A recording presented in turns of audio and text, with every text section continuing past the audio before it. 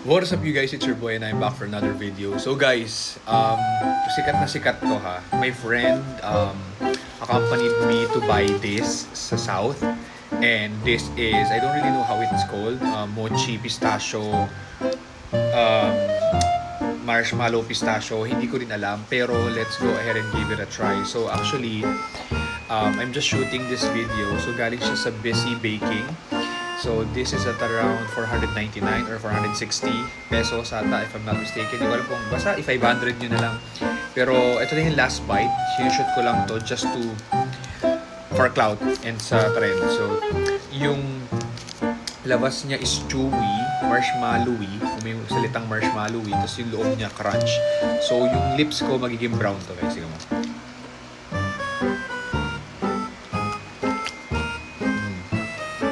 Ito yung loob niya.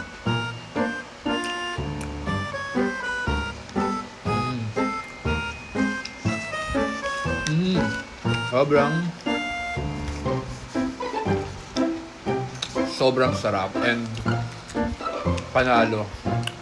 I-try nyo na.